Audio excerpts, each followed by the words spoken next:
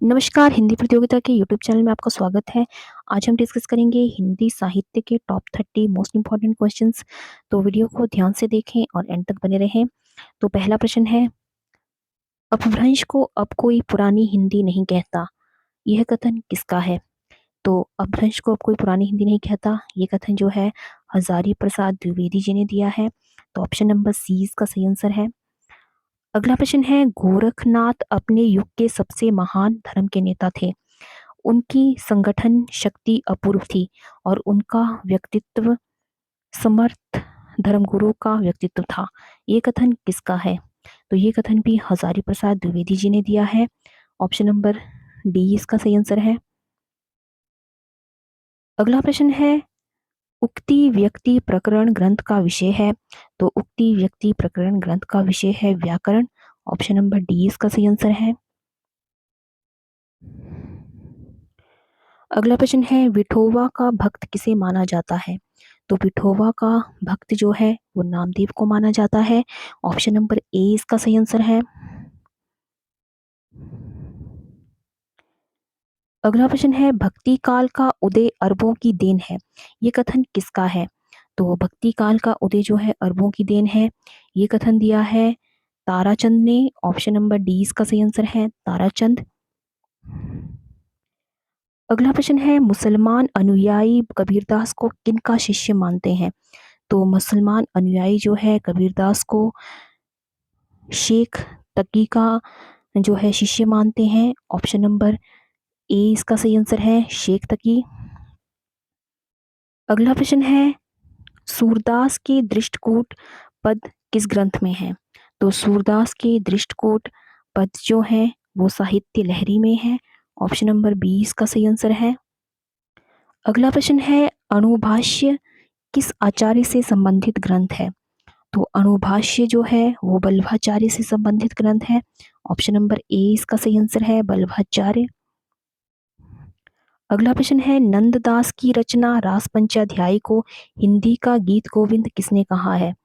तो नंददास की रचना है रास पंचाध्यायी, ये भी आप याद रखें। तो इसको हिंदी का गीत गोविंद कहा है वियोगी हरि जी ने। ऑप्शन नंबर ए इसका सही आंसर है, वियोगी हरि। अगला प्रश्न है, लक्षण ग्रंथकारों की परंपरा के अंतिम प्रसिद्ध कवि हैं। तो लक्षणा ग्रंथकारों के परंपरा के अंतिम जो प्रसिद्ध कवि हैं वो है पद्माकर। ऑप्शन नंबर 20 का सही आंसर है। अगला प्रश्न है, लाल चंद्रिका नामक बिहारी सतसई की टीका के रचनाकार हैं। तो लाल चंद्रिका नामक बिहारी सतसई का जो टीका है इसके जो रचनाकार हैं वो है लल्लू लाल। ऑप्शन नंबर डी इसका सही आंसर है, लल्लू लाल।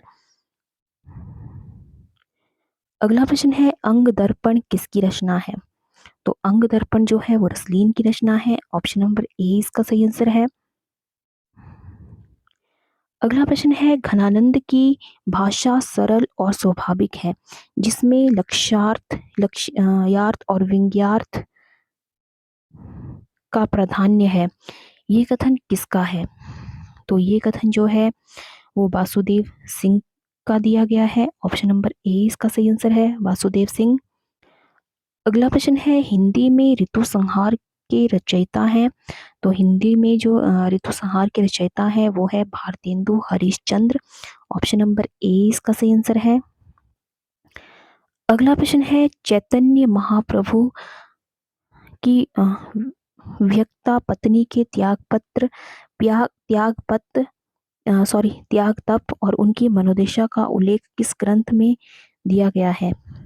तो चैतन्य महाप्रभु की जो पत्नी के त्याग तप और उनकी मनोदशा का उल्लेख जो है वो विष्णु प्रिया में किया गया है। ऑप्शन नंबर ए इसका सही आंसर है। अगला प्रश्न है, गुप्त जी की कविता में राष्ट्रीयता और गांधीवाद की प्रधानता है, ये कथन किसका है? तो गुप्त जी की कविता में राष्ट्रीयता और गांधीवाद की प्रधानता है, ये कथन दिया गया है बाबू गुलाब राय जी ने। ऑप्शन नंबर बी इसका सही आंसर है, बाबू गुलाब राय। अगला प्रश्न है, मृत्युंजय कविता के रचनाकार कौन है? तो मृत्युंजय कविता के रचनाकार हैं राय देवी प्रसाद पूर्ण। ऑप्शन नंबर ए इसका सही आंसर है। अगला प्रश्न है, जिसको नहीं गौरव तथा निज देश का अभिमान है, वह नर नहीं पशु नीरा है और मृतक समान है। उपयुक्त काव्य पंक्ति के रचनाकार हैं, तो ये पंक्ति जो है वो मैथिली शरण गुप्त जी की है। ऑप्शन नंबर डी इसका सही आंसर है। अगला प्रश्न है, संपत्ति शास्त्र की भूमिका लेख किस पत्रिका में छपा था? तो संपत्ति शास्त्र की भूमिका लेख जो है वो सरस्वती पत्रिका में छपा था। ऑप्शन नंबर बी इसका सही आंसर है। अगला प्रश्न है, छायावाद का मैनिफेस्टो कहा जाता है? तो छायावाद का जो मैनिफेस्टो है वो पल्लव की भूमिका को कहा जाता है। ऑप्शन नंबर बी इसका सही आंसर है। अगला प्रश्न है, हिंदी में स्वच्छंदतावाद का प्रवर्तक कवि किसे कहा जाता है? तो हिंदी में स्वच्छंदतावाद का प्रवर्तक कवि माना जाता है श्रीधर पाठक को। ऑप्शन नंबर ए इसका सही आंसर है। अगला प्रश्न है, कविता करने की प्रेरणा मुझे प्रकृति निरीक्षण से मिली, ये कथन किस कवि का है?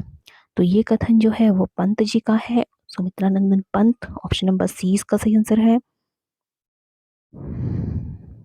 अगला प्रश्न है, केदारनाथ अग्रवाल को किस काव्य ग्रंथ के लिए साहित्य अकादमी पुरस्कार 1986 से सम्मानित किया गया? तो उनके द्वारा रचित काव्य ग्रंथ अपूर्वा के लिए उन्हें साहित्य अकादमी पुरस्कार मिला था 1986 में। ऑप्शन नंबर 20 का सही आंसर है अपूर्वा। अगला प्रश्न है, समकालीन कविता के प्रवर्तक हैं? तो समकालीन कविता के प्रवर्तक हैं doctor Vishambhar Upadhyay. Option number D इसका सही आंसर है।